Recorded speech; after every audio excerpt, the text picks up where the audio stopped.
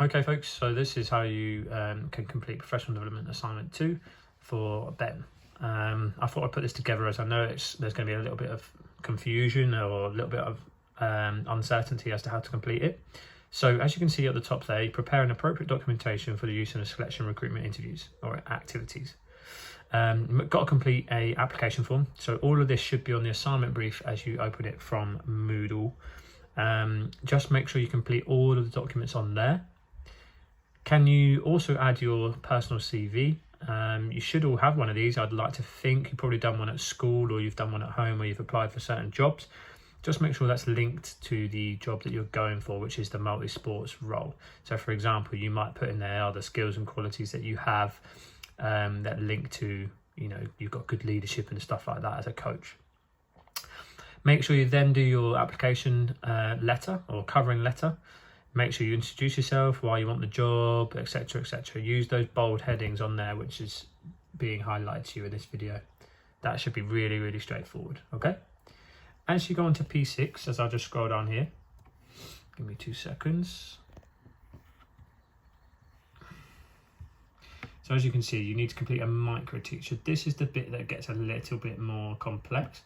You need to complete a micro teach session or presentation on how to be an effective coach. It's a bit like what we might have done in our FTP lessons where I've got people to teach 10, 15, 20 minutes of a lesson. However, this you're not going to do in front of any students.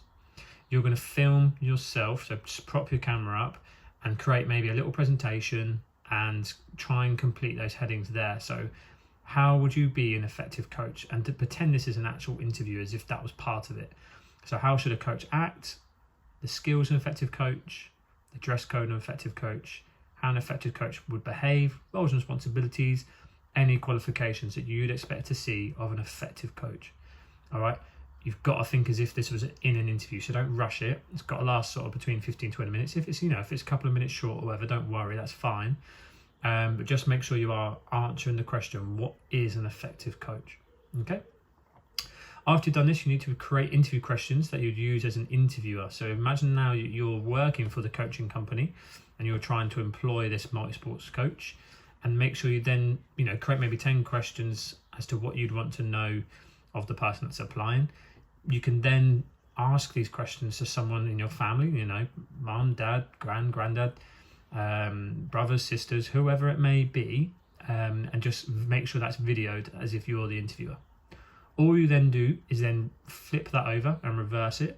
So you're now the interviewee. So get them to ask you the questions and make sure your answers are spot on. All right. So you're really trying to go for the job. Make sure you're presented properly. Don't be wearing your pajamas or whatever. Make sure you look presentable. And then obviously go from there. So answer the questions. And then right at the end there, you'll see that you need to gather a little bit of feedback. So gather a little bit of feedback from whoever's done the interview. So if it's your mum, for example, get her to give you a little bit of feedback at the end because that will help you with task 2. Okay, the witness statement will be done by Ben. All right, as you scroll down, you'll see that M4, that's achieved if you do this correctly. So if you do your presentation or interview, you achieve that automatically. So no further work needed there. Right, task 2, this should be fairly easy. Okay, so here you just need to review your own performance in the role of interviewing activities, supporting an up-to-date SWOT analysis. Okay, so you need to do a micro teach or a presentation, which obviously I mentioned before, and then all you do is you then consider the strengths and weaknesses. So go through, what do I think I did not well, what did I didn't do well, what skills did you show, did you speak clearly, did you show good body language? So try and do those during your little presentation. If you want to, and you want to include like little pictures or videos in your little micro teach, you can just add them onto your work and I'll obviously look through them as if we seal them in the video. Follow the links there. So it says 5 strengths, 5 weaknesses. It tells you how to do it. Include a SWOT analysis. So you've done them before, really, really easy. And then for the interview task, again, strengths and weaknesses, SWOT analysis, that will then get you P7. Don't think that's a lot of work. It should be, strengths and weaknesses shouldn't be taking you long. Okay, M5, so analyze the results. So you should all be going for this. Explain the 3 skills that you were most important of your selected role and activities and why. Explain the 3 qualities. Follow all of this on the checklist. Which skills, qualities and knowledge do you have? Which skills and knowledge do you have to improve in the future? So make sure you get that. That's really, really simple. As you can see, CDD2, This is completed with your videos and presentation, so you're already getting some of the distinction in there automatically. So you might as well go for it. And then the final bit is from all of those documents you did before, just go through those bullet points. Put the bullet point in your work and then underline and then write underneath it. So 3 benefits from the application form as an employer. All right, so you are the one bit that's employing. 3 weaknesses of an application form as the employer. Why do you think this is good, bad, ugly, whatever.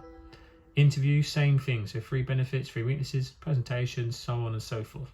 The final little bit there, so where you need to expand on your strengths and weaknesses, make sure your micro presentation is covering the below criteria. So for strengths, make connections between the ones you showed and the requirements of the job video and the importance of this. What recommendations would you make yourself to improve? 4 reasons and why this is appropriate. All right. I know that was quite quick and straight, quick off the bat for you guys to be used as your help. But if you do get stuck, drop me an email. You know what it is. tom.rayner@moulton.ac.uk. Thanks a lot. Bye-bye.